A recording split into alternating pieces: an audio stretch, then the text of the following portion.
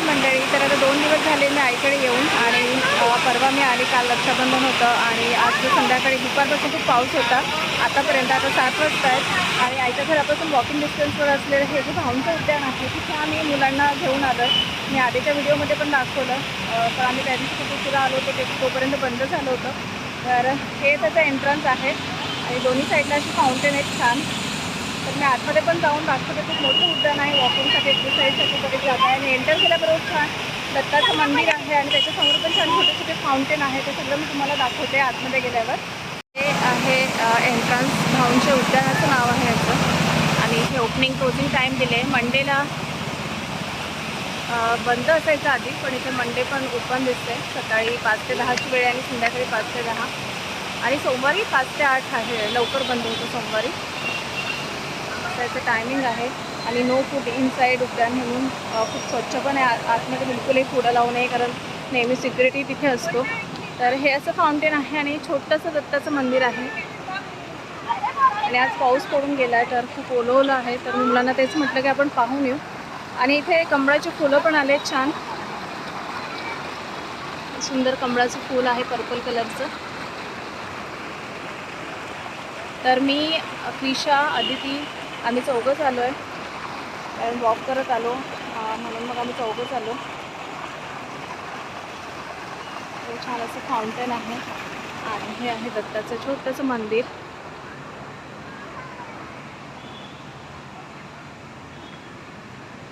जसं मी म्हटलं की सिक्युरिटीज असतात, तर इथे कंट्रोल रूम आहे आणि ते 2 सिक्युरिटी बसलेत आणि खूप सुंदर आहे पार्क. अशी छान रेड कलरची फुलं आहेत. तिकडे समोर पर्पल कलरची पण होती, जाता जाता मी दाखवेल. आणि छान झाडं आहेत. पण हेच आहे की इथे डासांची जरा भीती वाटते म्हणून थोडं जपूनच राहावं लागतं कारण इथे अशी साथ पण सुरू आहे पाऊस असल्यामुळे.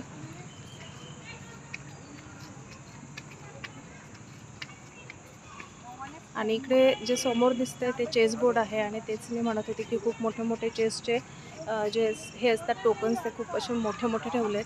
तर आदर्शला चेसमध्ये खूप इंटरेस्ट आहे. इथे आलो आम्ही नेहमी की तो इथे खेळायसाठी त्याला यायचं असतं. तर पहिले आधी इथे आणलं आहे त्याला खेळायला. इथे ऑलरेडी दोघं जणांनी सध्या स्टार्ट केले. तर आम्ही विचार करतो आधी तिकडे जाऊन येऊ. एक्सरसाइजचं वगैरे आहे. They are already playing, we can go there. Okay, let them finish. तर हे छान इथे लॉन आहे. या साईडला थोडा अंधार आहे. तर इथे दिलं आहे आउटडोअर जिम. म्हणजे तेच मी जे म्हणत होते एक्सरसाइज करण्यासाठी आहे इथे. तर सकाळी सकाळी लोक वॉकसाठी, हे वॉकसाठी आहे आणि एक्सरसाइजसाठी इथे येतात.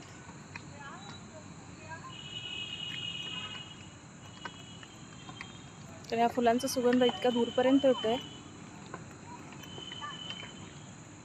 हे सगळं एक्सरसाइजचं आहे.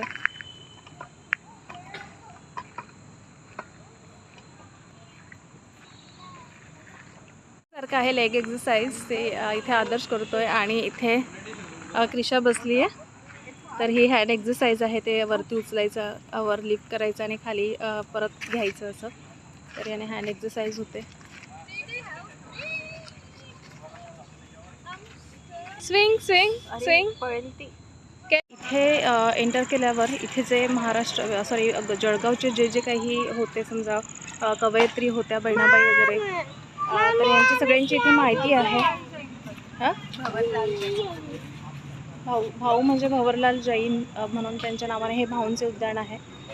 तर हे भूमिपुत्र भाऊ म्हणजे जळगावला जे जे छान कवयित्री कवी असे होऊन गेले त्यांच्याविषयी इथे सगळी माहिती लिहिली आहे. जसं हे आहेत भूमिपुत्र भाऊ भंवरलाल जैन, तर यांच्याच नावाने हे उद्यान आहे.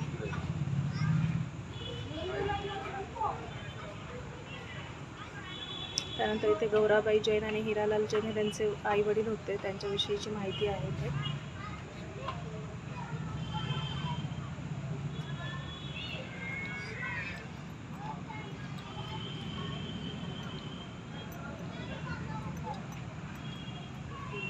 हे जैन हिल्स आहे, हे जळगावलाच आहे. तर यामध्ये असे छान छान पिकं घेतली जातात, स्ट्रॉबेरी, त्यानंतर बनानाची. इथे प्रयोगशाळा आहे.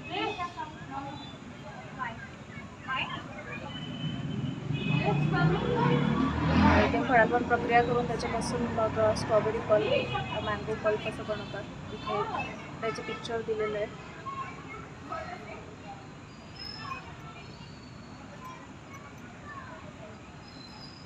आणि ह्या आहे प्रतिभाताई पाटील.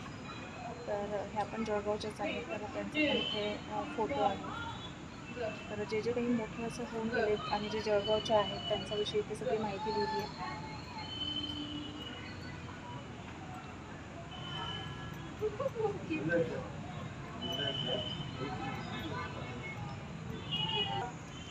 तर इथे भवरलाल जैन यांचंच बरंच काही असं लिहिलं आहे. त्यांचे विचार लिहिले आहेत सुविचारासारखे, जसं ध्येय उच्च ठेवावे कारण विशिष्ट ध्येय आणि जगण्याची प्रबळ इच्छाशक्ती हृदयाचे ठोके सुरू ठेवते. भवरलाल जैन हे पण त्यांचंच आहे लिहिलेलं.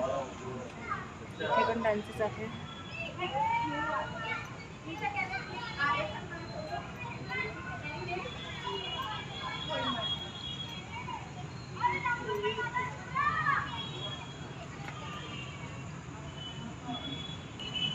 तर हे भवरलाल जैन यांचा जो परिवार आहे त्यांचं इथे काय काय आहे जळगावमध्ये, तर जैन इरिगेशन आहे, फार्म फ्रेश आहे, त्यानंतर SAFL म्हणून कमर्शियल फायनान्स लिमिटेड आहे, अनुभूती स्कूल आहे त्यांच्या नावाने, नंतर कांताई नेत्रालय, आय केअर वगैरे आहे, नंतर बहिणाबाई चौधरी मेमोरियल ट्रस्ट आहे, गौराई कृषी तंत्र निकेतन,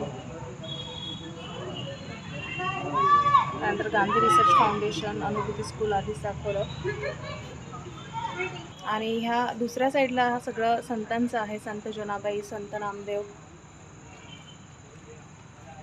संत मुक्ताबाई, संत ज्ञानेश्वर, संत एकनाथ, फादर स्टीफन, स्वामी रामदास, मोरोपंत, सय्यद मोहम्मद, संत तुकाराम यांच्याविषयीची सगळी माहिती आहे. सगळे संतांचं इथे आहे. आणि बहिणाबाई चौधरी ह्या तर जळगावच्या होत्याच, त्यांच्या खाली इथे लिहिलं आहे जळगाव.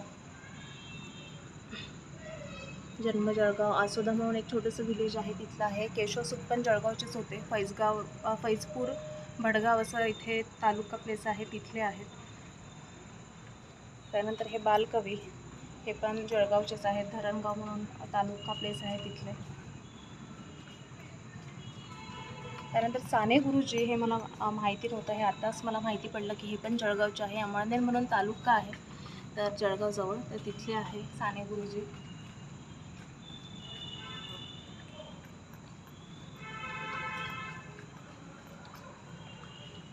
कुसुमाग्रज जी कुसुमाग्रजांविषयी माहिती आहे.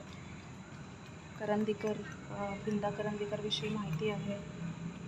त्यांचा जन्म केव्हा झाला, मृत्यू केव्हा झाला, हे सगळं ह्या साईडला सगळं संत आणि यांचं आहे. त्या साईडला सगळं मोस्टली भवरलाल जैन यांचं होतं कारण त्यांच्याच नावाने हे उद्यान आहे.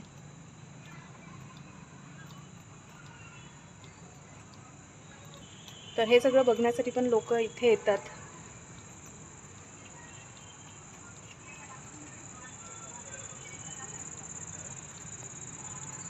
तर इथे हे संपतं आणि मग पुन्हा इथून परत जाऊन दुसऱ्या साईडने, ज्या साईडने मी तुम्हाला भवरलाल जैनची माहिती दाखवली त्या साईडने हा रस्ता पुन्हा आतमध्ये जातो.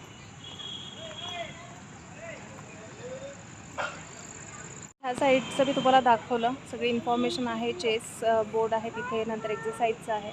आता आम्ही आणि इथे वॉकसाठी बऱ्याच जागा आहेत. आणि हे फुलं असे इथे पण कॉर्नरला लावल्याचा सुगंध खूप सुंदर येतो. पूर्ण इथून आहेत तर तिथपर्यंत आहेत. आणि आता ह्या साईडला आहे पार्क, तिकडे आम्ही जातोय. Krish, I want to go on slide.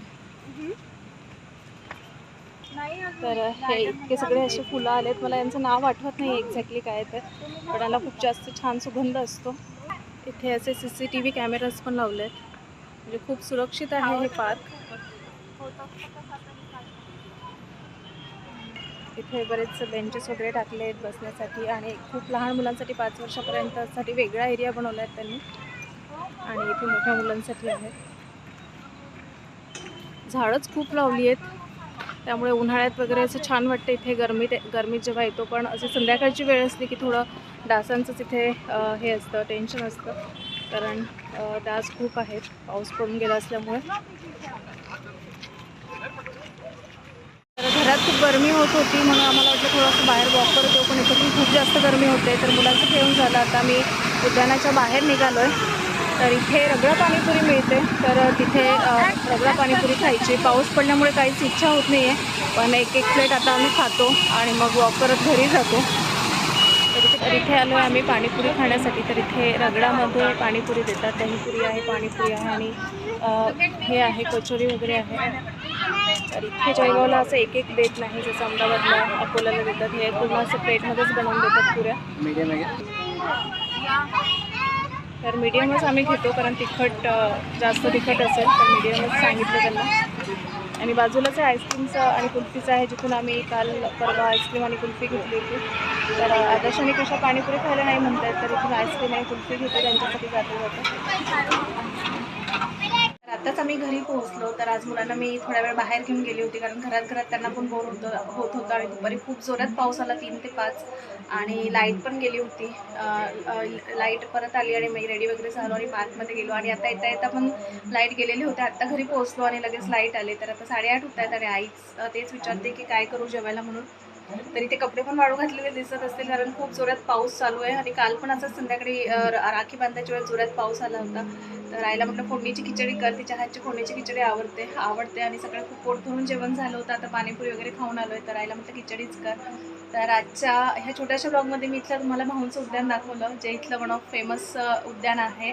आणि मग येता पाणीपुरी खाल्ली, मुलांना आईस्क्रीम आणि आदर्शला कुल्फी खायची होती, तर ती खाऊ घातली त्यांना. तर हा ब्लॉग मी इथेच एंड करते. होप तुम्हाला हा ब्लॉग बघायला आवडेल. लवकरच भेटूया पुढच्या ब्लॉगमध्ये. तोपर्यंत बाय.